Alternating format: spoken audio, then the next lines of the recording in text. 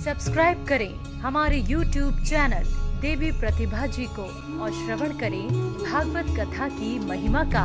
साथ ही bell icon को दबाना ना भूलें।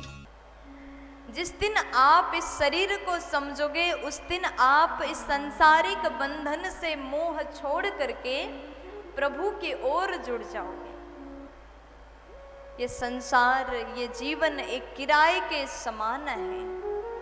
ये साथ नहीं जाता, जाता केवल अपने कर्म जाता है। एक बार एक व्यक्ति ने बढ़िया मकान बनाया। ध्यान से सुनिएगा।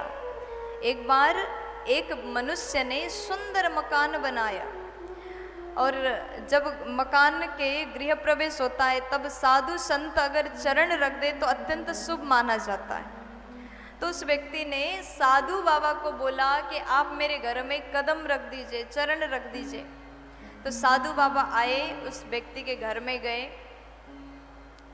पूरे घर दिखाया, बड़े शौक से दिखाया। बाबा जी देख लीजिए, ये हमारे घर का लिविंग एरिया है, ये किचन है, रसोई घर है, सब दिखाया। ये हमारा बेडरूम है, कैसा बना, कैसा लगा। बहुत ज़्यादा पैसा खर्च किया था, खूब प्रेम से, खूब अच्छे से, खुशी के साथ में मकान दिखाया।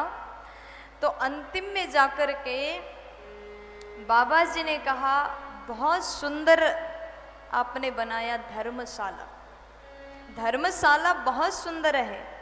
अब उस व्यक्ति ने जैसे सुना बड़ा क्रोध आता है, मैंने इतने अच्छे से बनाया, इतने प्यार से बनाया, अपना पैसा इतना लगाया और साधु बाबा ने धर्मशाला बोल दिया। तो उसको बड़ा क्रोध आता है। पहले वो समझ नहीं पाया, क्रोध आया। तो उसने पूछा कि बाबा जी आपने ऐसा क्यों कहा, आपके धर्मशाला कहने के पीछे का कारण क्या है। अब साधु बाबा बोले, देखो बेटा, ये तुमने अपने कमाई से बनाया, ये मैं मान रहा हूँ, लेकिन क्या तुम्हें पता है इस घर में, इस मकान में तुम सदा के लिए रहोगे। वो व्यक्ति कहता है, ये तो कोई गारंटी नहीं। एक मनुष्य का आयु 100 वर्ष का होता है, 100 साल मानव जीता है, लेकिन आजकल तो कई बीमारियां लग जाते पहले से ही, 100 वर्ष पूर्ण नहीं हो पाता। हमें हमारा जीवन का कोई गारंटी नहीं मिला। तो व्यक्ति कहता, कोई निश्चित नहीं है, कब प्राण निकल जाए पता नहीं। साधु बाबा बोले कि इसीलिए मैंने धर्मशाला कह दिया।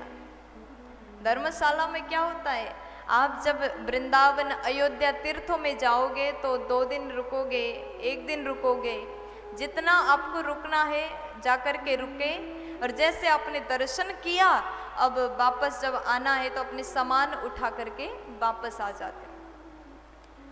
2 दिन रुकने से वो आपका परमानेंट अपना नहीं होता। उसी प्रकार संसार में मकान बना करके आप चाहे 10 साल रहो, चाहे 20 साल रहो, चाहे 50 साल रहो, चाहे 100 साल रहो, उसके बाद तो जाना तो है ही।